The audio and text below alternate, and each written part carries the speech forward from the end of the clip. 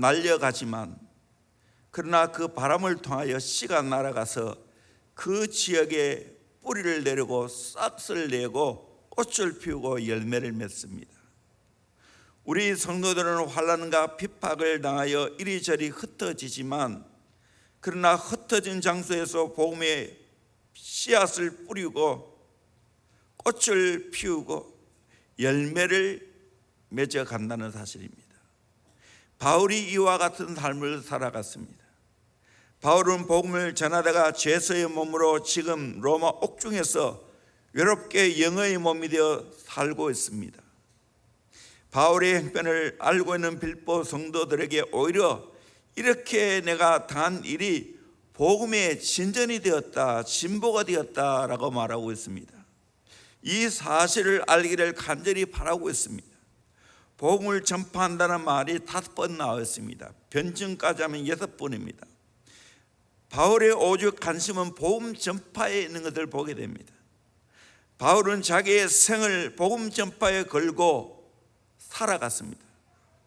감옥에서도 복음 전파를 위하여 힘을 썼습니다. 12절 보면 형제들아 내가 당한 일이 도리어 복음 전파의 진전이 된 줄을 너희가 알기를 원하노라.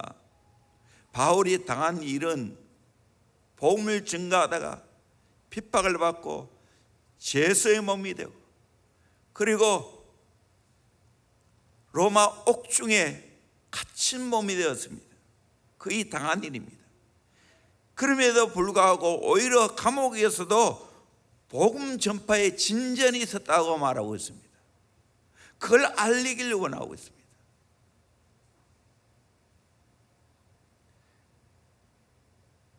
그러므로 빌립보 성도를 향한 애틋한 사랑을 엿볼 수가 있습니다. 형제들아 하고 불렀습니다. 바울은 그리스도 안에서 한 형제가 되었다는 것을 인식하고 형제의식을 가졌습니다. 우리는 예수 그리스도의 피로 맺은 형제 자매 한 가족입니다. 영가족입니다. 그러므로 우리는 그리스도 안에서 늘 형제의식을 갖고 살아가야 됩니다. 육신의 핏줄도 귀하지만 예수의 피로 맺은 영적인 핏줄은 더 귀합니다. 초대교회는 예수 믿는다는 그 한 가지만으로도 기뻐하고 형제의식을 가졌습니다. 예수님도 육신의 형제보다 예수 안에서 이루어진 형제를 더욱 소중히 여겨야 한다고 말하고 있습니다. 누구든지 하나님의 뜻대로 하는 자가 내 형제요 자매요 모친이라 그렇게 말씀하고 있습니다. 혈육의 관계보다는 하나님의 뜻대로 하는 영적인 관계가 더 중요하다는 것을 말씀해 주고 있습니다. 육신의 혈연의 관계는 이 땅에만 끈을 묶을 수가 있습니다. 그러나 믿음의 형제는 영원히 지속됩니다. 그러므로 우리는 육신의 정으로 맺어진 관계라면 믿음의 정으로 맺어진 영적인 형제 관계로 바꿔야 됩니다. 초대 기독교 신자들이 비밀스럽게 사용한 것이 있죠. 기독교의 상징으로 2개의 곡선을 겹쳐 만든 물고기 모양이 바로 예수 믿는 것을 상징했습니다. 익수스라 그렇게 말하는데요, 뜻이 있습니다. 먼저 익수스, 예수를 말합니다. 그리스토스, 그리스도를 말합니다. 대우, 하나님, 히오스, 아들, 소테르, 구원자라는 겁니다. 결국 이 말은 예수 그리스도는 하나님의 아들이요 구원자라는 것, 세이비어, 구원자라는 것을 말씀해 주고 있습니다. 지금 또 우리는 차량 뒤에 보면 익수스라는 이 물고기 상징을 하고 있는 것을 달고 다니죠. 저도 어린 시절에 보면 우리 한국 교회도 예수 믿는 것 때문에 참 형제의식을 많이 가졌습니다. 그래서 부흥회를 하게 되어지면 저 의성 안개에 살았을 때 보면 그 서부 7계면에 있는 많은 교회에서 좀 괜찮은 집안은 쌀 한 대박 가져오고 좀 어려운 가정은 보리 한 대박 가져옵니다. 그러면 같이 먹고 자고 하면서 일주일 내내 부흥에 참석했습니다. 참 형제 의식이 있었어요.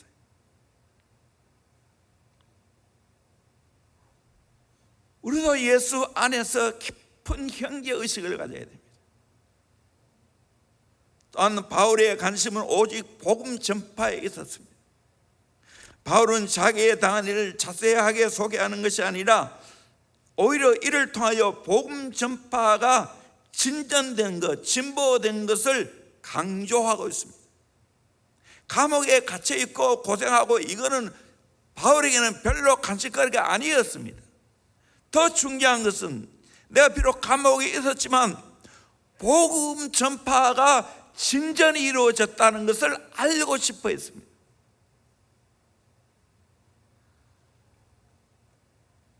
많은 사람들이 어려운 처지에 있습니다. 신세를 한탄하고 마치 개가 상처난 함부를 하듯이 자기의 처지를 사정없이 헐뜯고 신세 타령을 합니다.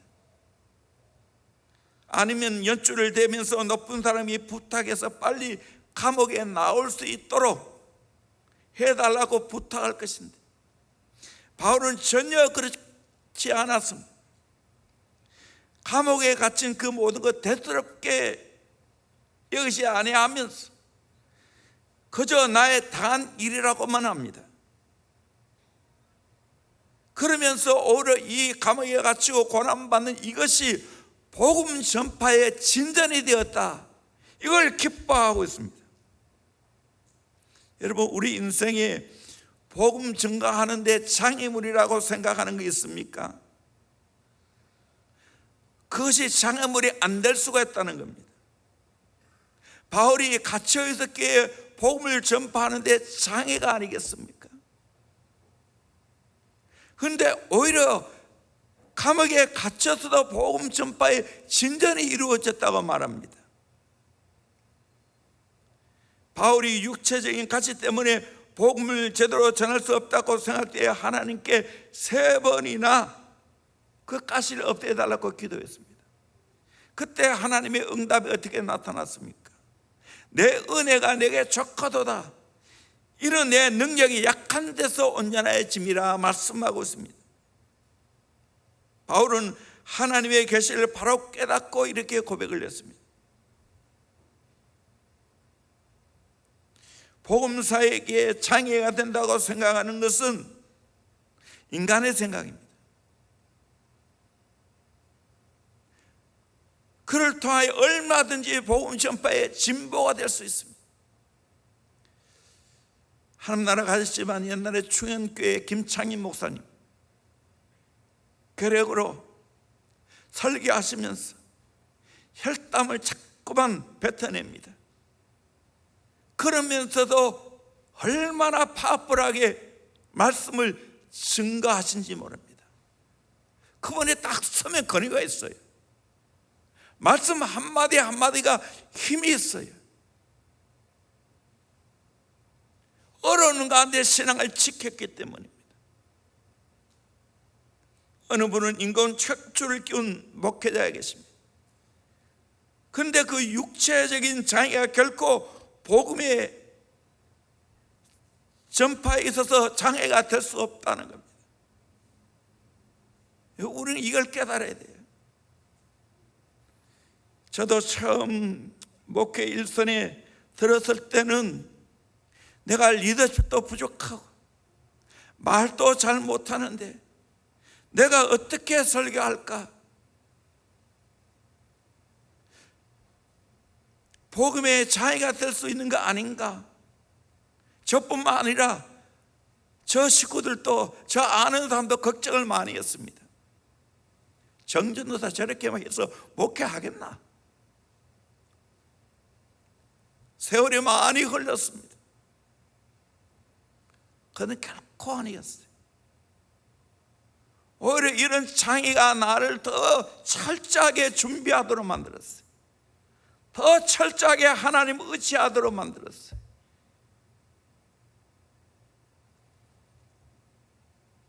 여러분, 요즘 코로나19로 인하여 세계가 지금 고통을 받고 있죠. 이것이 복음의 전진에 있어서 장애가 될 수 있습니까? 아니요. 하나님이 함께 계시면 얼마든지 이를 통해서도 복음이 진전될 줄로 믿습니다. 우리 이걸 믿어야 됩니다. 진전이란 이 말은 헬라어 프로코페라 말인데 영어로 말하면 프로그레스, 어드밴스먼트. 이 말은 천병들이 부대 앞서 길을 내므로써 그 부대원들이 따라 행군할 수 있도록 하는 걸 말합니다. 왕이 행차를 하기 위해 앞선 병사들이 길을 닦는 것을 말합니다. 바울은 역경으로 인하여 오히려 힘차게 복음을 전파하는 데 진전이 되었다라고 말하고 있습니다. 알고 보면 내 인생의 어려운 고통이 복음 전파와 복음 사역에 진전이 될 때가 너무나 많이 있습니다. 우리 이걸 믿어야 됩니다. 어떻게 진전이 이루어졌는가? 첫째는 모든 상황 속에서 복음 전파가 나타나야 됩니다. 13절에 이름으로 나의 맴이 그리스도 안에서 온 시대 안과 그 밖에 모든 사람에게 나타났으니, 바울은 정치범이나 형사범이나 민사범이 아니라 예수 복음을 전하다가 감옥에 투옥되었습니다. 그 중에 로마 시대 군사들이 바울을 지키다가 그들이 바울을 통해 예수 그리스도를 알게 되었습니다. 그 당시 시대 군사들이 약 9,000명 정도 되었다고 합니다. 많을 때는 13,000명 정도 된다고 합니다. 보초들이 하루 6시간씩 사교대를 했습니다. 바울이 구체적으로 어떻게 매는지 알 수는 없지만 로마 사람들이 중재수를 다룰 때는 간수 두 사람이 양옆에 양팔에 같이 묶는다는 거예요. 그리고 그 앞에 두 병사가 지킨다는 거예요. 그러면 꼼짝없이 교다할 때까지 6시간을 같이 바울과 함께 있어야 됩니다. 그때 가만히 있었겠어요? 그때 바울은 복음을 전했을 겁니다. 이렇게 하면 하루에 16명을 만나게 됩니다. 그들이 바울을 지켜볼 때, 이 사람은 죄를 범할 사람이 아닌데 복음 때문에 이렇게 감옥에 갇힌 몸이 되었구나 생각하게 되었고 감동을 받았을 것입니다. 바울의 삶 속에 그리스도의 향기가 물씬 풍겼을 것입니다. 이승복 목사님의 가스펠송에 동남풍아 부르라 서북풍아 부르라 가시밭에 백합화 예수의 향기 날린다는 말이 있습니다. 가시밭에 백합화, 바람이 불면 백합화가 가시에 실립니다. 그러면 더 백합 향기가 진동을 하게 되는 겁니다. 그와 같이 우리 그리스도인은 어디에 있든지 예수의 향기가 날리게 됩니다. 예수의 아름다운 고매한 품격이, 향기가 나타난다는 사실입니다. 그러므로 내가 어디에 가든지 어떤 상황에 있든지 복음 전파가 심보를 이루어야 됩니다. 나의 전 삶을 통해 이것이 나타나야 됩니다.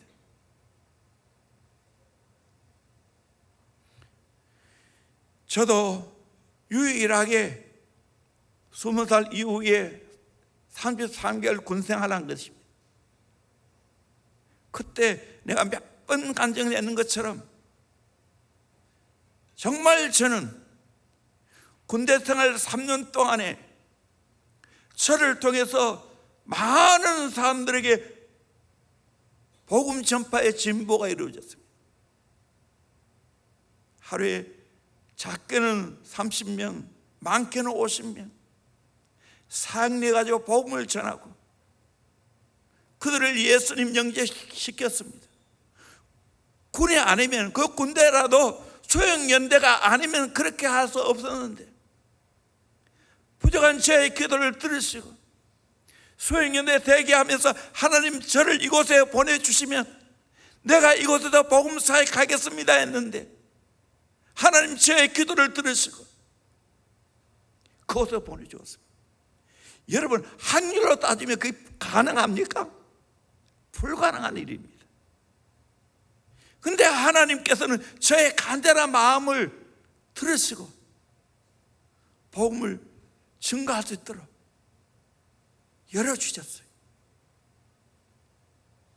인사 참모님이 전도 강연을 하셨어요.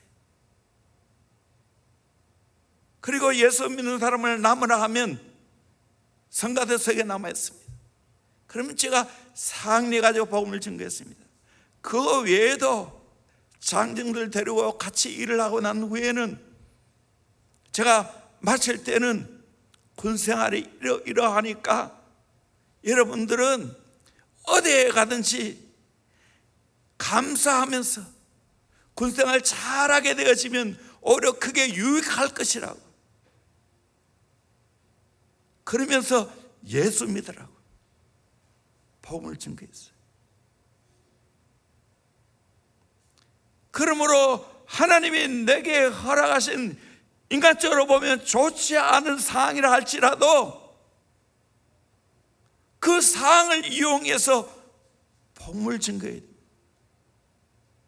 일본의 소설가 오에겐 자부로라가 하는 사람이 오래전에 노벨 문학상을 받았습니다. 노벨 문학상을 수상하고 소감을 말하라는 자리에서 다음 같은 말을 했습니다.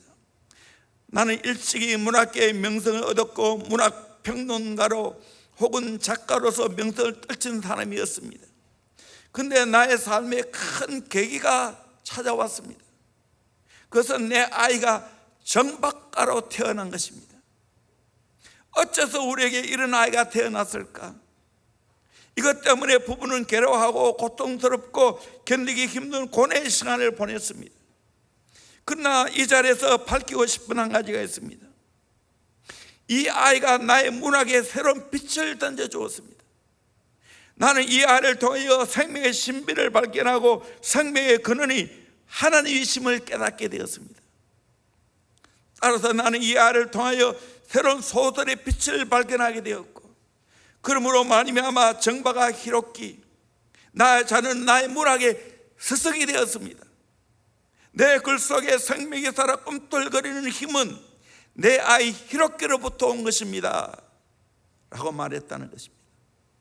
하나님의 사람들은 남들이 불행이라고 생각하는 그 환경 속에서, 실패라고 생각하는 인생의 막다른 골목에서 도리어 하나님의 새로운 뜻을 발견하고 인생이 새로워지고 불행과 실패의 환경을 뒤집고 오히려 복음 전파의 진전이 될 수 있다는 겁니다. 세계 50개국에 출간된 베스트셀러가 한 권 있습니다. 앤드루 매투스라는 사람이 쓴 것인데 세계적인 일러리스트 작가입니다. 빙 해비, 행복의 지는 삶, 여러 가지로 번역할 수 있겠죠. 이분이 인간은 자기 나름의 생각을 가지고 그 틀대로 살아간다는 겁니다. 패러다임, 각자의 마음속에 어떤 사고의 틀이 있다는 겁니다. 그 틀을 기준으로 해서 사람들은 생각하고 인생관, 가치관이 결정이 됩니다. 그런데 그 틀에 따라 불행해지기도 하고 행복해지기도 한다는 겁니다. 사람에게 두 가지 가치관이 있는데 부정적인 가치관이 있고 긍정적인 가치관이 있다는 겁니다. 긍정적인 가치관을 가진 사람은 어떤 일을 당해도 긍정적으로 바라보면서 해석하면서 행복을 겪고 찾아낸다는 겁니다. 반면에 부정적인 가치관을 가진 사람은 꼭 그 상황을 어둡게만 보고 스스로 불안하게 만든다는 겁니다. 그러면 우리는 항상 긍정적인 가치관을 가져야 한다는 거예요. 가치관이 건강한 사람은 다른 사람이 나를 칭찬할 때 그것을 순수하게 받아들입니다. 또 다른 사람의 좋은 점이 많이 보이면 칭찬을 많이 해줍니다. 심지어는 원수도 칭찬을 많이 하면 친구로 변한다는 거예요. 성공적인 자녀 교육의 비밀도 칭찬 속에 있다는 겁니다. 그래서 자기 자신을 소개할 때도 항상 좋게 소개하는 훈련을 해야 된다. 긍정적인 가치관을 가져야 돼요. 여러분, 바울 서신 한번 읽어보십시오. 얼마나 신앙 안에서 긍정적인 가치관을 가지고 살아가는지 모릅니다. 그 가치관 속에서 복음 전파 사역을 했습니다. 여러분, 우리 인생 항상 어떤 일을 만나도 긍정으로 바라보고 해석할 수 있기를 주의 이름으로 축원합니다. 그 속에서 복음의 전파에 진전이 있기를 주의 이름으로 축원합니다. 그 속에서 예수의 사랑이 증거되기를 주의 이름으로 축원합니다. 두 번째로, 고난이 복음 전파에 간 불을 붙입니다. 우리 14절 말씀 같이 한번 읽겠습니다. 시작. 형제 중 다수가 나의 매임으로 말미암아 주 안에서 신뢰함으로 더없이 하나님의 말씀을 더욱 담대히 전하게 되었느니라. 아멘. 바울이 감옥의 매인 중에서도 담대하게 복음을 전하는 걸 보고 많은 사람 다수가 힘을 얻어 하나님을 신뢰하는 가운데 담대하게 복음을 전하게 되었다는 거예요. 바울은 감옥 속에서도 그렇게 담대하게 복음을 전가하는데 우리는 밖에 있으면서 복음 전파를 힘쓰지 않는다면 안 되지 않겠는가? 그 반대로 소수는 겁에 질려 복음을 증거하지 못한다는 거예요. 나는 복음을 증거하다가 바울처럼 감옥에 갇히지 않을까? 이런 사람도 있었다는 거예요. 사랑하는 성도님들은 어느 쪽에 속합니까? 바울이 복음 때문에 갇혀 있는 걸 보고 나도 힘을 얻어 담대하게 복음을 전하는 다수입니까? 아니면 두려움 가운데 나도 어려움 당할 수 있을지 않을까 생각하면서 조용히 지내지 않습니까? 여러분, 우리는 바울처럼 내 인생 어려운 가운데서도 그를 담대하게 맞아들이고 그 가운데 복음을 증거하는 기회를 삼을 수 있어야 됩니다. 그래도 우리 교회가 이 코로나 어려운 때에도 굴하지 않았지 않습니까? 더 예배 드리고 더 기도하고 더 열정적으로 불태웠지 않습니까? 이것이 능력입니다.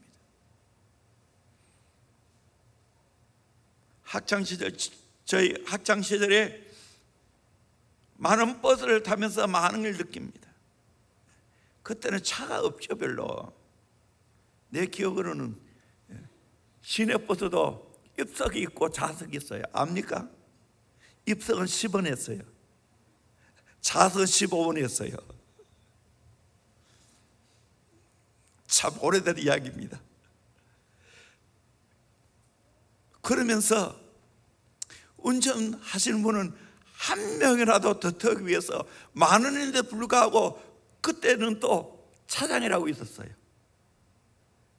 그분이 막 매달려 가면서 막 해가지고 저 태웁니다.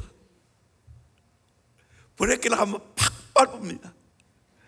그러면 한쪽으로 쏠리게 됩니다. 그러면 또 공간이 생깁니다. 넘어질래도 넘어질 수가 없어요. 사람이 너무 꽉 찼어. 그때 제일 좋은 좌석이, 제일 좋은 자리가 어디냐? 운전수 바로 뒤에 이 가름대가 있어요. 그 가름대를 꽉 잡고 있으면 절대로 흔들리지 않습니다. 놀라운 사실은 내가 꽉 잡고 있으면 내 때문에 많은 사람이 안 넘어진다는 사실입니다. 어쩌면 우리 인생 그래요. 어렵게 힘들어도 예수 의지하고 믿음으로 박차고 나가면 나로 인하여 힘을 얻는 자가 많이 있다는 사실입니다. 우리는 버팀목의 역할을 감당해야 됩니다. 옛날 일본 강점기 시대 때 정말 예수 믿는 사람들이 어려움을 많이 당했습니다. 교회에서도 내 주는 강한 성이요, 이런 찬송을 못 불렀어요. 그때 복음을 지켰던 수진 성도들, 예수 믿는 것 때문에 감옥에 갇히고 어려움을 당했습니다. 그러면 교회가 무너질 것 같지요? 아니었습니다. 목사님이 감옥에 갇혔다 하면 주일날 교회가 더 터질 정도로 성도들이 많이 왔습니다. 설교를 목사님이 없으니까 장로님이나 지사님이 대신했습니다. 새벽에는 불도 켜지 않고 설교도 없었지만 사람들이 모여들었습니다. 목사님이 안 계시는데 우리가 편히 잘 수 없다. 우리가 기도해야지, 더 열심을 내야 되지. 그렇게 살아갔습니다. 이걸 알아야 됩니다. 내가 흔들리면 다른 사람도 흔들릴 수 있다는 거, 부모가 흔들리면 자녀가 흔들릴 수 있다는 거, 앞선 자가 흔들리면 따라가는 자가 흔들릴 수 있다는 것, 목사가 신앙에 흔들리고 여러 가지 주어진 상황에 흔들리면 성도들도 흔들리지 않겠어요? 우리는 바울처럼 감옥에 갇혀도 담대하게 복음을 증거할 수 있어야 됩니다. 그럴 때 많은 사람들이 힘을 얻어서 밖에서도 더 열심으로 복음을 증거했습니다. 이런 복음의 놀라운 역사가 대형교회도 더 강하게 일어나기를 주의 이름으로 축원합니다. 세 번째로, 복음 전파의 동기가 순수해야 됩니다. 우리 15절에서 17절까지 말씀을 같이 보도록 합니다. 시작. 어떤 이들은 투기와 분쟁으로, 어떤 이들은 착한 뜻으로 그리스도를 전파하나니, 이들은 내가 복음을 변증하기 위하여 세우심을 받은 줄 알고 사랑으로 하나, 그들은 나의 매일매일 괴로움을 더하게 할 줄로 생각하여 순수하지 못하게 다툼으로 그리스도를 전파하느니라. 복음 전파에 두 가지 동기가 있다고 말합니다. 사랑의 동기가 되어 전파하는 사람이 있고, 바울을 경쟁심으로 생각하면서 복음을 전하는 사람이 있었다는 겁니다. 신바울파, 반바울파가 있었습니다. 여기에 순수하지 못한 동기로 복음을 전파한 자들이 먼저 있었습니다. 투기와 분쟁으로, 다툼으로 그리스도를 전하였다라고 말합니다. 이 말은 이기적인 욕망으로 복음을 전했다는 겁니다. 나 중심으로 복음을 전했다는 겁니다. 나의 이기적인 완구를 확장시키기 위해서 복음을 전했다는 겁니다. 투기라는 말은 남이 나보다 잘 될 때 나도 그렇게 잘하고자 하는 마음과 더불어 남을 끌어내리고자 하는 마음을 가리킵니다. 이것은 남이 나의 이기적 완구를 허문다고 생각할 때 속에서 시기하는 것을 말합니다. 분쟁은 나의 이기적 완구를 허문다고 생각하는 자와 다투는 것을 말합니다. 다툼은 라이벌 의식을 말합니다. 시스템을 말합니다. 그 당시 사도 바울이 이방인의 사도로서 사람들에게 존경받고 있었는데 로마에 와서 교회를 세우고 큰 역사를 이룬다는 소문이 났습니다. 그런데 오기는 왔는데 제서의 몸으로 왔다는 소식을 접하고 바울을 취급하는 자들이 좋은 기회가 왔다 생각했습니다. 바울이 로마에서 형편이 없이 되고 그 명성이 땅바닥에 떨어지고 자기들은 이제 열심으로 복음을 전해서 우리의 이름을 내자 생각을 한 것입니다. 사실 이런 현상이 기독교 안에서도 교회 안에서도 일어날 수가 있습니다. 선배들은 후배들이 잘 되는 것을 보고 시기하고 어떻게 하든지 흠집을 내어 무너뜨립니다. 이것이 소위 사울 신드롬입니다. 후배는 선배들 향하여 도전하고 공격합니다. 압살롬 신드롬입니다. 푹신 다윗의 재판관을 탈취 내지 월권해서 다윗 왕에 찾아오는 자들의 입 맞추고 마음을 도둑질하여 암투와 시기로 매복과 기습작전을 펴고 있습니다. 때로는 동기들 간에도 이런 이기적인 야만으로 가득 차서 서로 투기하고 다투는 걸 보게 됩니다. 바울은 하나님의 종이 아니라고 비난합니다. 그가 잘 믿는다면 왜 감옥에 갇혔을까? 왜 석방되지 않는가? 전능하신 하나님이 얼마든지 구해줄 수 있는데 왜 갇혀놓았을까? 바울이 문제가 있는가 아닌가?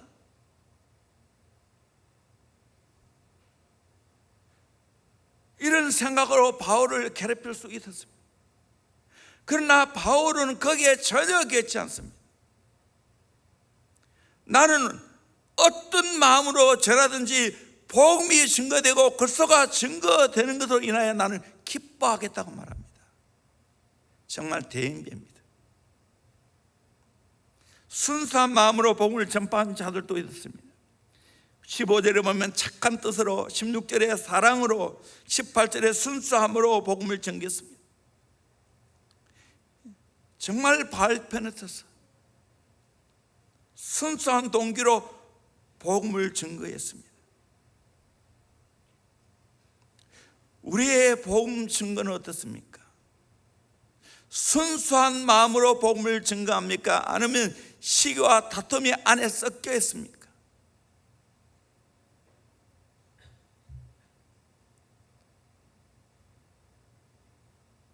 우리는 순수한 마음으로, 사랑의 마음으로, 착한 뜻으로 복음을 증거해야 되지 않겠습니까? 마지막으로 오직 그리스도가 전파되는 것으로 인하여 기뻐해야 됩니다. 18절 참 감동적입니다. 우리 같이 한번 읽어보겠습니다. 시작. 그러면 무엇이냐? 거칠애로 하나 참으로 하나 무슨 방도로 하든지 전파되는 것은 그리스도니 이로써 나는 기뻐하고 또한 기뻐하리라. 어떻게 복음을 전하든지 상관없이 그리스도가 전파되는 것으로 인하여 나는 기뻐하고 또한 기뻐하리라. 바울은 예수밖에 없었습니다. 나는 어떤 모양으로 복음을 전해도 상관이 없다고. 예수가 전파되어지면 나는 기뻐하고 또한 기뻐하리라. 여러분, 저와 여러분은 이런 마음을 갖기를 주의 이름으로 축원합니다. 누가 전하든지 상관이 없이 예수가 전파되면 우리는 기뻐하고 또한 기뻐해야 하는 겁니다. 바울은 감정을 초월했습니다. 오직 복음만 전파되었을 때 기뻐했습니다.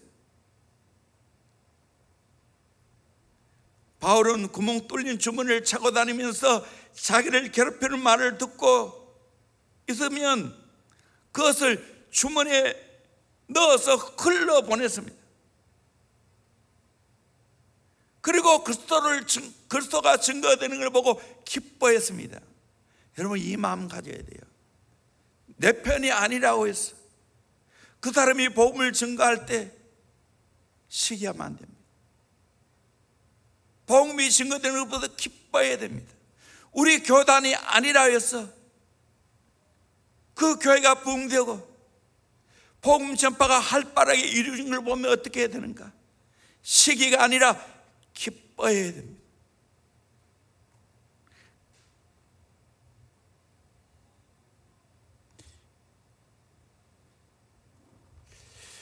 요한 웨슬레가 있었고 하트필드가 있었습니다. 그러면 하나 보세요. 요한 웨슬레입니다. 요한 웨슬레가 복음 증거하는 겁니다. 그 다음에는 하트필드 또는 힙필드라고 말합니다. 복음을 증거하는 이 모습인데, 영국에 아주 유명한 두 분이었습니다. 복음주의자입니다. 그런데 요한 웨슬레는 알미니안주의입니다.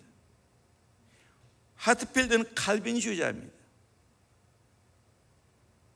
교리상의 문제로 서로 의견이 맞지 않았습니다. 그런데 어떤 사람이 웨슬레에게 와서 물었습니다. 천국에서 하트필드 목사님을 보게 되겠습니까? 아니요, 볼 수 없을 것 같습니다. 그렇다면 당신은 하트필드가 괘씸한 사람이 아니라고 생각합니까?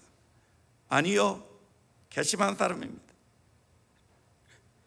그러나 나는 천국에서 보지 못할 것입니다. 왜냐고요? 그는 하나님 보좌에 아주 가까이 가 계시고 나는 너무 멀리 떨어져 있을 것이기 때문에 내가 볼 수 없습니다. 웨슬레는 의견과 교리가 다른 사람이라 할지라도 시기하지 않았습니다. 상대방의 복음 사역을 회방하지 않았습니다. 그래서 당대 이 두 분이 얼마나 큰 복음 사역을 감당했는지 모릅니다. 우리도 바울처럼 나를 욕하고 반대하고 시기하는 사람의 말은 들으면 구멍 뚫린 전대에 집어넣으세요. 빠져나갈 수 있도록. 참 이게 쉽지 않아요. 훈련해야 됩니다. 훈련해야 됩니다.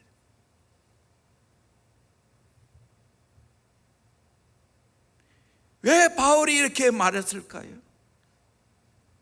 누가 증거하든지 어떤 마음으로 증거하든지 그 아무 상관이 없어요. 가장 중요한 게 있어. 예수 그리스도가 전파되는 것이야.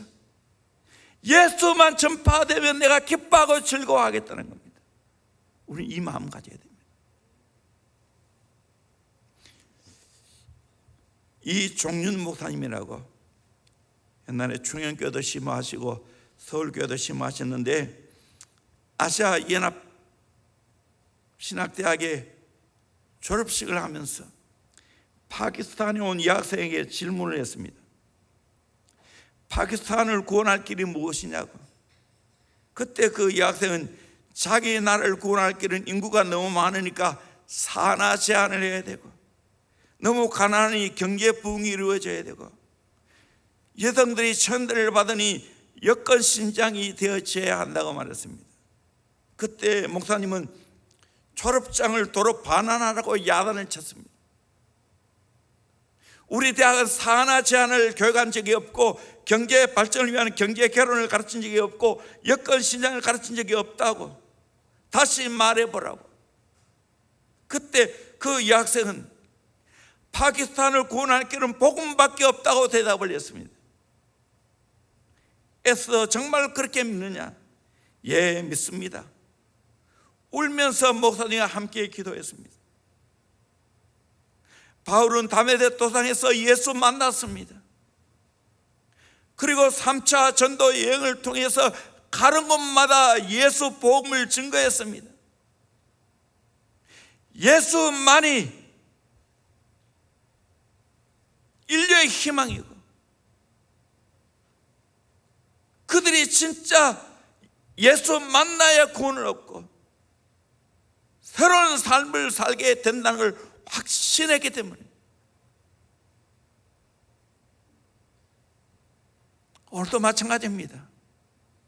우리나라가 이렇게 잘 살 수 있게 된 비결은 뭡니까? 우리나라에 복음이 들어왔기 때문입니다. 복음이 들어오지 않았다면 이 나라는 형편없이 살게 됐을 것입니다. 양반 쌍놈 따져가면서 유교 문화 속에서 고통 속에 살았을 것입니다. 복음을 받아들이니까 모든 미개한 것들이 다 깨어나게 되었습니다. 여건 신장이 저절로 이루어졌습니다. 문화의 혜택을 받고 교육의 혜택을 받고 의료의 혜택을 받게 되었습니다. 이 작은 나라가 세계 경제 10위권 안에 들었잖아요.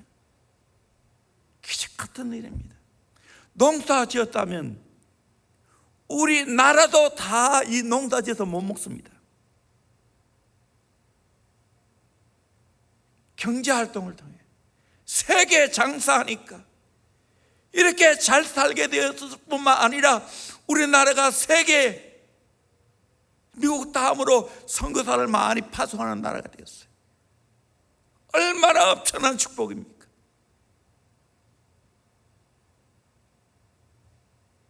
우리는 복음을 믿어야 됩니다. 복음 전파해야 됩니다.